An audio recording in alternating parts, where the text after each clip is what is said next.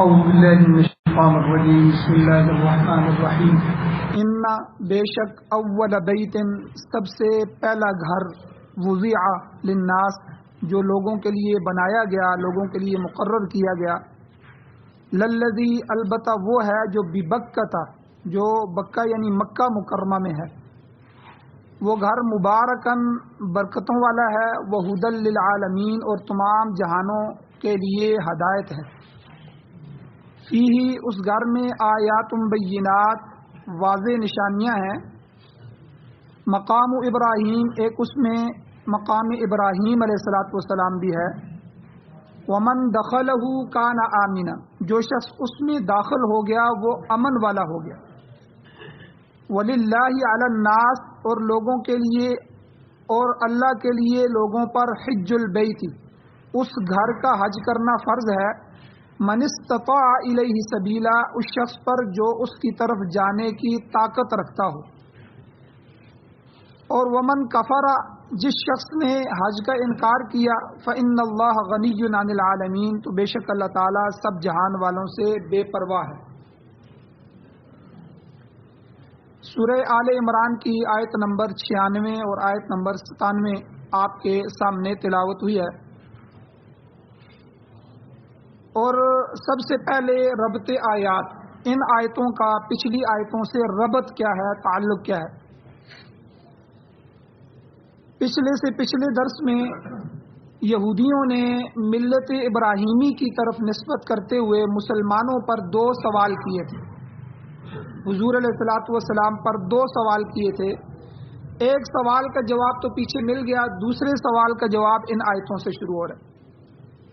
ان میں سے پہلا سوال یہ تھا کہ اگر اہل اسلام ملت ابراہیمی پر ہونے کے دعوے دار ہیں، جس طرح حضور نے دعویٰ کیا، صحابہ نے دعویٰ کیا، قرآن نے دعویٰ کیا کہ میں ملت ابراہیمی پر ہوں اور ہم سب ملت ابراہیمی پر ہیں، تو یہودیوں نے پہلا اعتراض کیا کہ اگر اسلام اور مسلمانوں کے نبی ملت ابراہیمی پر ہونے کے دعوے دار ہیں تو پھر اونٹ کا گوشت اور اونٹنی کا دودھ کیوں استعمال کرتے ہیں، جبکہ ملت ابراہیمی میں یہ دونوں چیزیں حرام تھیں۔ اس سوال کا جواب گزشتہ آیات میں آ چکا ہے کہ یہ چیزیں ملت ابراہیمی میں حلال تھیں، حرام نہیں تھیں، صرف حضرت یعقوب علیہ السلام نے اپنی نظر مانی تھی اور نظر کی تکمیل میں از خود ان اشیاء کو انہوں نے اپنے اوپر حرام کر لیا تھا، اور باقی سب لوگوں کے لیے پھر بھی حلال تھی، مگر آپ کی اولاد نے محض آپ کی اتباع میں صرف آپ کو دیکھا دیکھی ان چیزوں کو چھوڑ دیا، ان کا استعمال ترک کر دیا۔ یہ تو نزول تورات سے سینکڑوں سال پہلے کی بات، تورات تو موسیٰ علیہ السلام پر نازل ہو رہی ہے، اور یہ بات تو حضرت یعقوب علیہ السلام کی ہو رہی ہے جو ان سے سینکڑوں سال پہلے گزرے۔ تو البتہ تورات کے نازل ہونے کے بعد اللہ تعالیٰ نے بنی اسرائیل پر بعض اور چیزیں حرام کی ہیں، لیکن وہ ان کی نافرمانی اور ضد اور شرارت کی وجہ سے حرام کی، اور بعض ایسی چیزیں بھی اللہ نے ان پر حرام کی ہیں جو انہوں نے خود مانگی، جیسے من و سلوہ تھا۔ من و سلوہ آسمان سے اترنے والا ایک رزق تھا، جنتی رزق تھا، خود بخود وہ تیار ملتا، اس کو بدل کے انہوں نے کہا کہ اللہ ہمیں یہ نہیں چاہیے، ہم اس سے تنگ آ گئے ہیں، ہمیں دانے چاہیے اور یہ ساری چیزیں چاہیے، تو یہ ان بدبختوں کی اپنے مانگنے کی وجہ سے اللہ نے ان پر حرام قرار دی اور دوسری چیزیں ان کو دی گئیں، تو یہ تو ان کی اپنی بدبختی تھی۔ باقی رہی یہ اعتراض کہ اونٹ کا گوشت، یہ خود حضرت جو ہے اسرائیل علیہ السلام، اسرائیل یعقوب علیہ السلام کا لقب ہے، نام ہے، تو یعقوب علیہ السلام نے خود اپنے اوپر حرام کی تھی، خود ملت ابراہیمی میں حرام نہیں تھی۔ اب یہودیوں کا دوسرا اعتراض وہ یہ تھا کہ اہل اسلام اگر ملت ابراہیمی پر کاربند ہیں اور دعویٰ کرتے ہیں ہم ملت ابراہیمی پر ہیں، تو پھر انہوں نے بیت المقدس کی بجائے بیت اللہ شریف کو اپنا قبلہ کیوں بنایا؟ یاد رکھیں حضور علیہ السلام جب ہجرت کر کے گئے مدینہ، تو یہ 17 یا 18 مہینے حضور علیہ السلام نے بیت المقدس کی طرف رخ کر کے جو ہے وہ نمازیں پڑھی۔ اب ہمارا مغرب کی طرف مشرق یعنی مغرب کی طرف قبلہ آتا ہے بیت اللہ، تو یہ غالباً شمال میں آتا ہے، شمال کی طرف رخ ہوتا ہے جب بیت المقدس کی طرف جو رخ ہوتا ہے، تو بہرحال یا مشرق شمال کی طرف ہوتا ہے. تو بہرحال پہلے 17-18 مہینے جو نمازیں پڑھی جاتی رہی ہیں وہ بیت المقدس کی طرف رخ کر کے پڑھی گئی ہیں. لیکن یہ اللہ کا حکم تھا اور اس میں بہت سی حکمتیں تھیں. حضور اللہ کے حکم کو مان کے پڑھتے رہے، لیکن دل میں حضور کی محبت جو تھی وہ زیادہ بیت اللہ سے تھی. تو چونکہ بیت اللہ مکہ میں تھا، حضور کے اپنا شہر میں تھا، اور اس کی نسبت ابراہیم علیہ السلام کی طرف تھی. ابراہیم اور اسماعیل علیہ السلام نے اس کو تعمیر کیا تھا اور جو ہے سب سے پہلا گھر بنایا گیا. تو اس لیے حضور کی طبعی طور پر جو محبت تھی وہ بیت اللہ کی طرف تھی، اور حضور چاہتے تھے کہ اللہ کی طرف سے یہ حکم آ جائے کہ ہم بیت اللہ کو قبلہ بنائیں اور مسلمانوں کا قبلہ جو ہے وہ بیت اللہ بنایا جائے.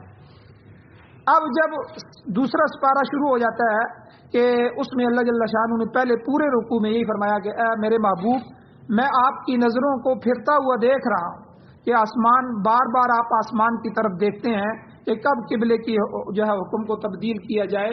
تو میں نے آپ کے قبلے کو تبدیل کر دیا ہے. اب آپ بیت اللہ کی طرف نماز پڑھیں، بیت المقدس کے رخ کو چھوڑ دیں. اب جب یہ ہوا تو یہودیوں کو بڑی تکلیف ہوئی، کیونکہ یہودیوں کا جو قبلہ تھا وہ بیت المقدس تھا. اب انہوں نے یہ اعتراض کیا حضور پر کہ دیکھو تم کہتے ہو ملت ابراہیمی ہے، ہم بھی ابراہیم علیہ السلام کی اولاد میں سے ہیں، تم بھی ابراہیم، کیونکہ یہ بنو اسماعیل ہے جو حضور پر آ کے اسماعیل علیہ السلام کی اولادیں یہاں ہیں، اور وہاں حضرت اسحاق علیہ السلام کی اولادیں، دونوں بیٹے حضرت ابراہیم کے تھے. تو وہ کہتے تھے کہ ملت ابراہیمی، ہمارے جو باپ دادا ہے ابراہیم علیہ السلام، تو ان کا یہ دین تو نہیں تھا. تو آپ نے بیت المقدس کی بجائے بیت اللہ کو قبلہ کیوں مقرر کیا؟ کیوں؟ یہ تو ملت ابراہیمی کی آپ نے خلاف ورزی کی ہے. آج کا جو درس ہے اسی اعتراض کے جواب میں ہے. اللہ تعالیٰ نے ان آیات میں ارشاد فرمایا کہ یہودیوں تمہارا اعتراض غلط ہے، بلکہ ان اول بیت، سب سے پہلا گھر، وضع للناس، جو لوگوں کے لیے مقرر کیا گیا، لوگوں کے لیے بنایا گیا، للذی ببکہ، وہ گھر وہ ہے کہ جو بکہ یعنی مکہ مکرمہ میں ہے. تو تم کہتے ہو پہلا گھر یہ بنایا گیا، نہیں، سب سے پہلا گھر بیت اللہ کو بنایا گیا جو زمین پر سب سے پہلا اللہ کی عبادت گاہ جو بنی ہے. اب یہاں مفسرین فرماتے ہیں کہ یہاں جو لفظ بیت ہے، بیت سے مطلق گھر مراد نہیں ہے، بلکہ عبادت خانہ مراد ہے. تو یعنی سب سے پہلا عبادت خانہ جو زمین پر بنا ہے وہ مکہ میں بنا ہے. اور اس کی تشریح مسلم شریف کی حدیث سے بھی ہوتی ہے. حضرت ابو ذر غفاری رضی اللہ تعالیٰ عنہ نے حضور علیہ السلام سے دریافت کیا کہ حضور، زمین پر سب سے پہلا عبادت خانہ کون سا بنایا گیا، کون سی مسجد بنائی گئی؟ آپ علیہ السلام نے فرمایا مسجد حرام جس میں بیت اللہ شریف واقع ہے، یہ سب سے پہلے بنایا گیا. پھر دوسرا سوال ابو ذر رضی اللہ تعالیٰ عنہ نے پوچھا کہ حضور، اچھا دوسرے نمبر پر پھر کون سی مسجد تعمیر ہوئی؟ حضور علیہ السلام نے ارشاد فرمایا مسجد اقصی جو بیت المقدس ہے، تو یہ دوسرے نمبر پر تعمیر ہوئی. پھر تیسرا سوال حضرت ابو ذر رضی اللہ تعالیٰ عنہ نے کیا، اچھا حضور ان دونوں کے درمیان وقفہ کتنا ہے؟ تو حضور نے فرمایا 40 سال کا وقفہ ہے، 40 سال کا. یہ صحیح حدیث ہے. اب یہاں ایک اعتراض پیدا ہوتا ہے، اشکال پیدا ہوتا ہے کہ یہ بات تو واضح ہے کہ بیت اللہ شریف کی تعمیر حضرت ابراہیم علیہ السلام نے کی اپنے بیٹے اسماعیل علیہ السلام سے مل کے، اور بیت المقدس جو ہے وہ حضرت سلیمان علیہ السلام کے ہاتھوں تعمیر ہوا. یہ دونوں گھر دو نبیوں کے ہاتھوں تعمیر ہوئے، اور دونوں نبی حضرت ابراہیم علیہ السلام کی اولاد میں سے ہیں. یعنی ایک بیت اللہ حضرت اسماعیل علیہ السلام کے ہاتھوں، اور خود ابراہیم علیہ السلام بھی موجود ہے، یہ بھی بیٹے ہیں. اور اسی طرح آگے نسل چل کے حضرت سلیمان علیہ السلام، داؤد علیہ السلام، یہ بھی بنی اسرائیل میں سے ہیں، اور یہ بھی انہی کے بیٹوں میں سے ہیں، انہی کی اولادوں میں سے ہیں. تو اللہ نے ان کے ہاتھوں سے یہ گھر تعمیر کروایا. لیکن سوال یہ پیدا ہوتا ہے کہ ان دو نبیوں کے درمیان، جو ایک تو حضرت ابراہیم اسماعیل علیہ السلام جنہوں نے بیت اللہ بنایا، اور دوسرے حضرت سلیمان علیہ السلام جنہوں نے بیت المقدس بنایا، ان کے درمیان کم و بیش 1000 سال کا وقفہ ہے. بیچ میں 1000 سال کا وقفہ ہے.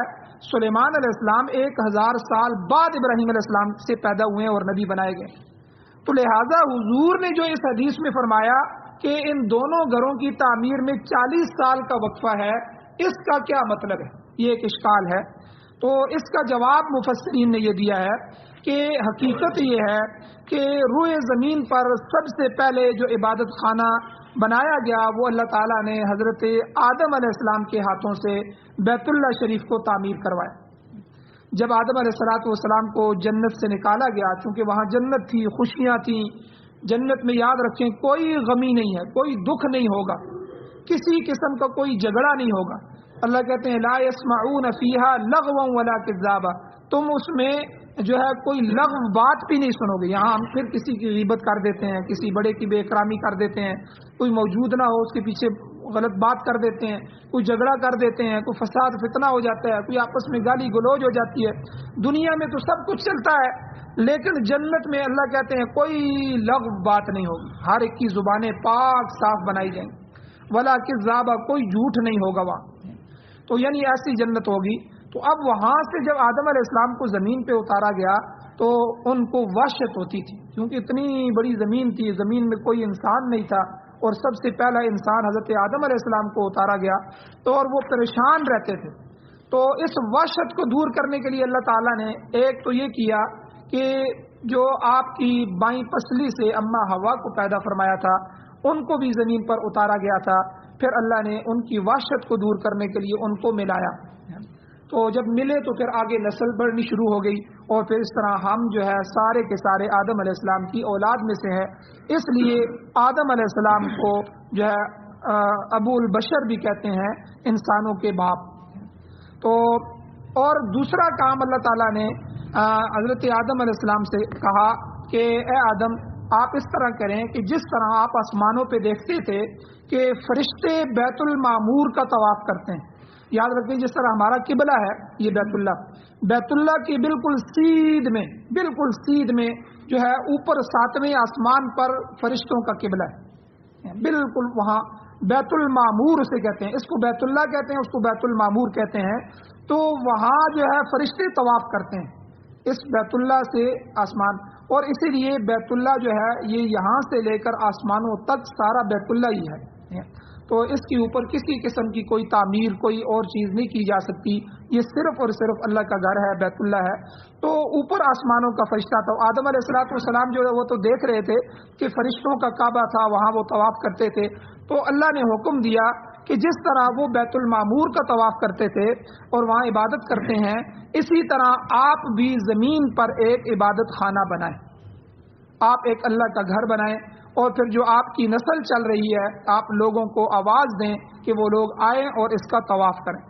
چنانچہ آدم علیہ السلام نے زمین پر سب سے پہلے بیت اللہ شریف کو تعمیر کیا، اور حضور نے فرمایا کہ اس کے بعد تقریباً 40 سال بعد آپ نے شام کا سفر کیا، 40 سال کے بعد آپ شام گئے، تو وہاں پر پھر اللہ نے حکم دیا تو بیت المقدس کو تعمیر کیا۔ تو اس طرح بیت اللہ شریف اور بیت المقدس کی جو تعمیرات ہیں ان میں 40 سال کا وقفہ، وہ وقفہ حضور نے بیان فرمایا جو حضرت آدم علیہ السلام کی تعمیروں کے درمیان ہے۔ یہ جو حضرت ابراہیم علیہ السلام اور حضرت سلیمان علیہ السلام کے درمیان جو 1000 سال کا وقفہ ہے، یہ حضور نے بیان نہیں فرمایا، بلکہ وہ جو حضرت آدم علیہ السلام سے سب سے پہلے جو تعمیریں کروائی گئیں ان بیت اللہ کی اور بیت المقدس کی، اس تعمیر کا وقفہ 40 سال کا ہے۔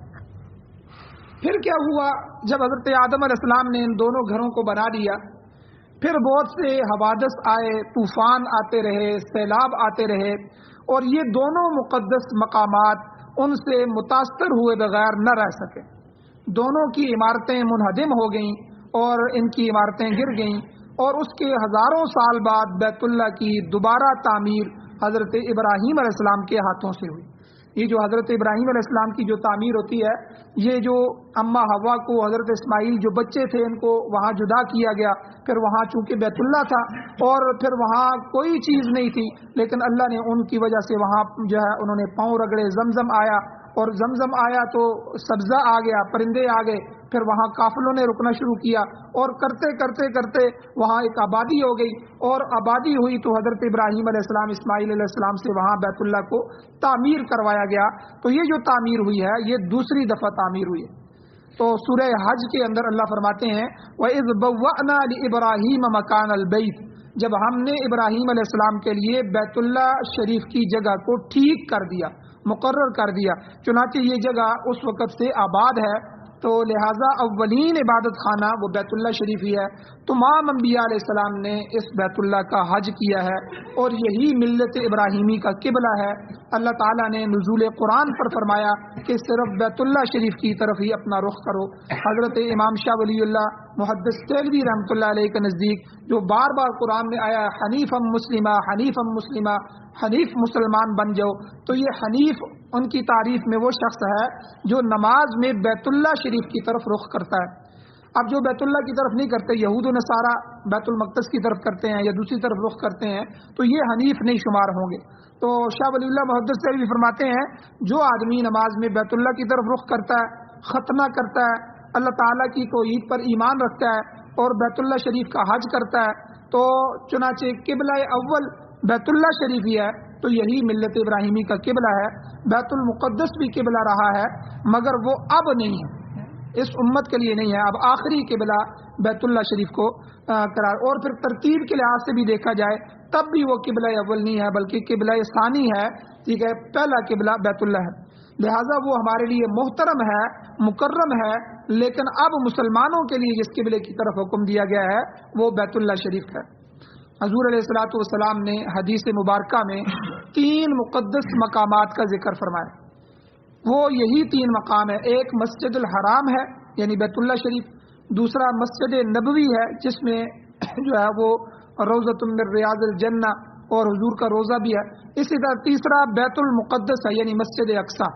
مسجد حرام، مسجد نبوی، مسجد اقصیٰ، یہ 3 مساجد ایسی ہیں کہ یہ تینوں مقامات ہدایت کے مرکز ہیں. تاہم ان میں سے سب سے زیادہ محترم، سب سے زیادہ مکرم وہ بیت اللہ شریف. تو اب دوسری طرف یہ گویا کہ ان کے اعتراض کا جواب دیا گیا یہودیوں کو کہ دیکھو تو تم کہتے ہو کہ ملت ابراہیمی کے خلاف ہے کہ بیت المقدس سے انہوں نے بیت اللہ کی طرف رخ کیوں کیا، حالانکہ بیت اللہ تو بنایا ہی ابراہیم علیہ السلام نے.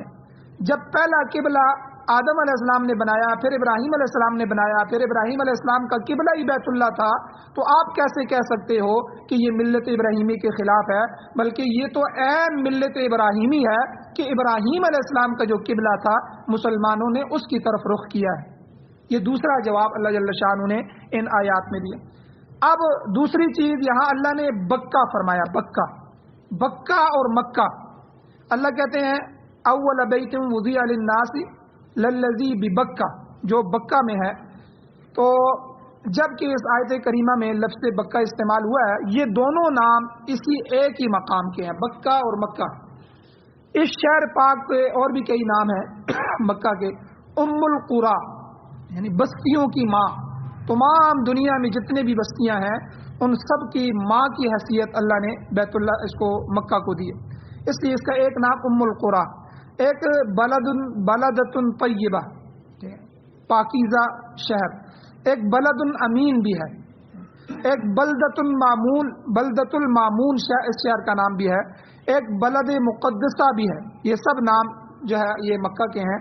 اور عربی زبان میں یہاں جو بکہ کا معنی استعمال ہوا ہے، بکہ کے 2 معنی ہیں. ایک معنی بکہ کا ہے اجتماع، جمع ہونا، بھیڑ، رش. چونکہ یہاں پر لوگوں کا کثرت سے آنا جانا ہوتا ہے، خصوصاً ایام حج میں بہت بڑا ہجوم ہوتا ہے، اس لیے اس کو بکہ کہتے ہیں. اور اس کا دوسرا معنی مفسرین نے بیان فرمایا جھکانا اور توڑنا. بکہ کا معنی جھکانا اور توڑنا.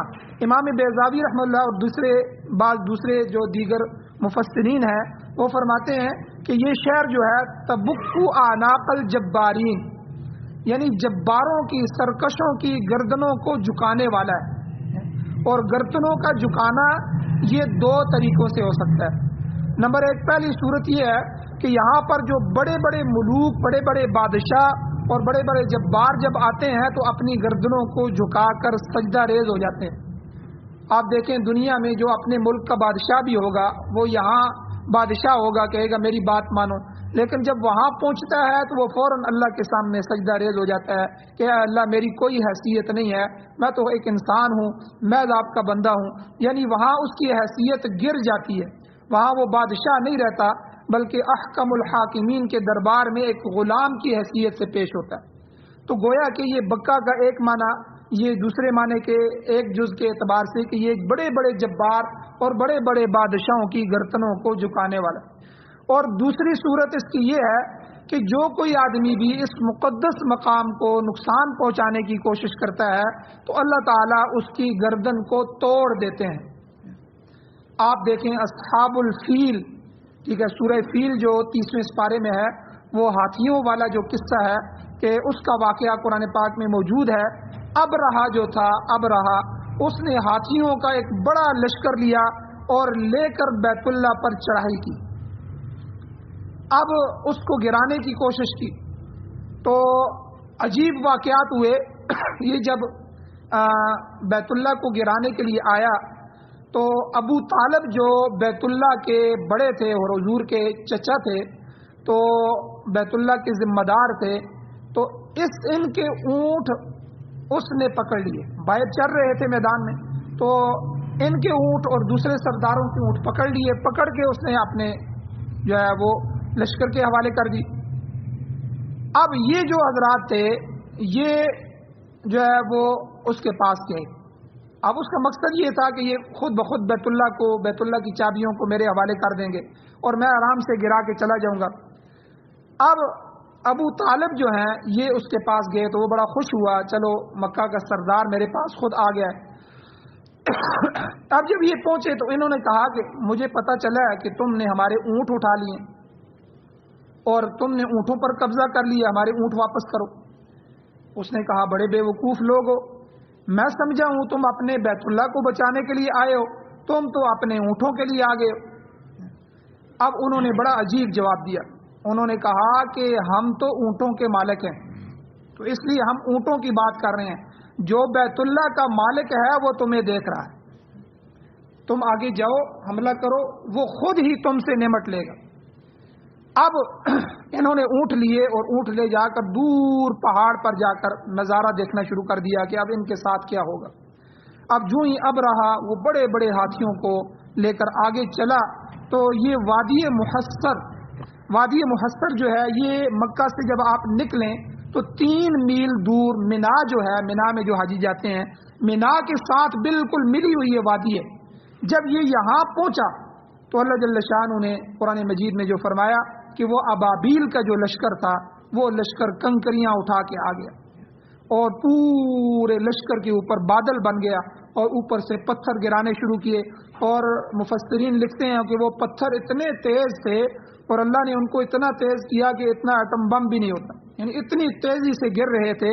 اور جس کے لگتے تھے اس کے سر سے نیچے تک اور ہاتھی سے نیچے نکل کے زمین پہ جا کر نیچے زمین میں گھس جاتے اور وہ وہیں جو ہے اور ان کی عجیب کیفیت ہوتی، یعنی وہ وہیں پہلے گل سڑ کے وہاں جو ہے وہ گر جاتا.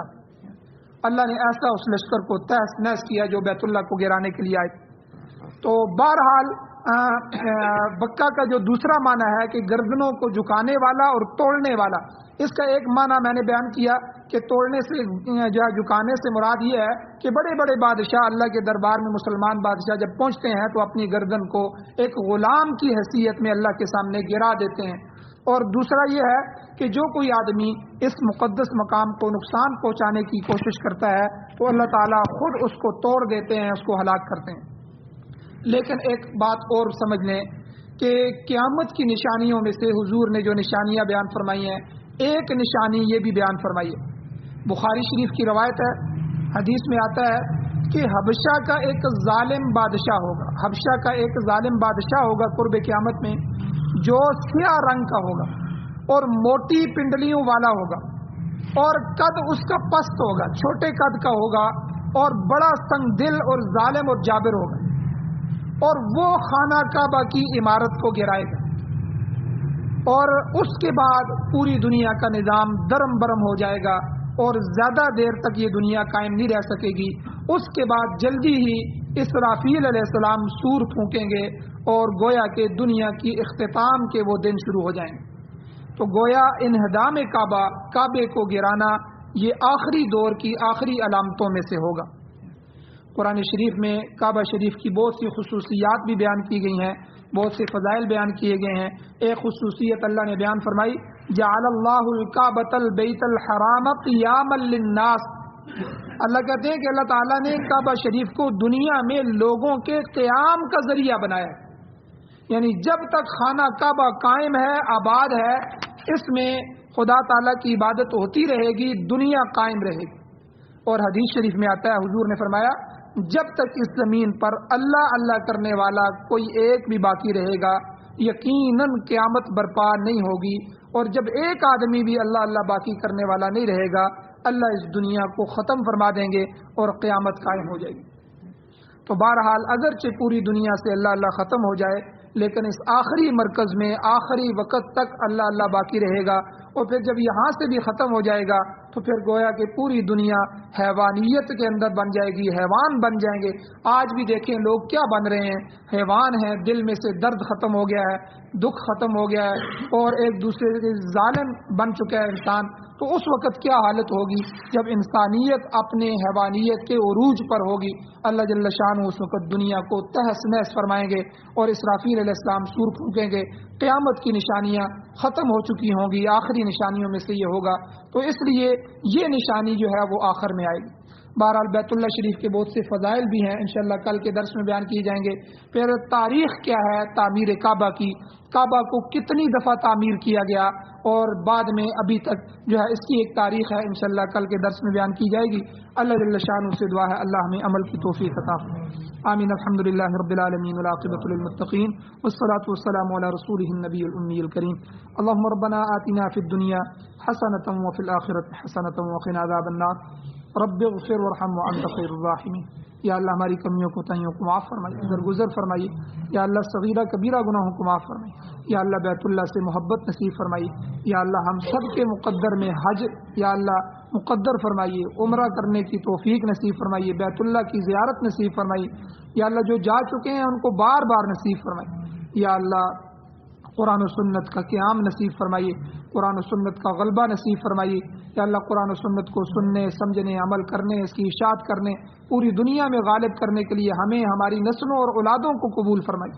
یا اللہ جو مقروض ہیں ان کے قرضوں کے پورا کرنے کے اسباب پیدا فرمائیے۔ یا اللہ جو پریشان حال ہیں ان کی پریشانیوں کو دور فرمائیے۔ یا اللہ جو ایمان کی حالت سے اس دنیا سے جا چکے ہیں، یا اللہ ان سب کی بخشش فرمائیے۔ یا اللہ ہمارے جو عزیز و قارب اساتذہ، اٹھنے بیٹھنے والے دوست، اہل محلہ فوت ہوئے ہیں، ان سب کی بخشش فرمائیے۔ صلی اللہ تعالی علی خیر خلقہ محمد وآلہ وأہل بیتہ وازواجہ وذریتہ اجمعین برحمتک یا ارحم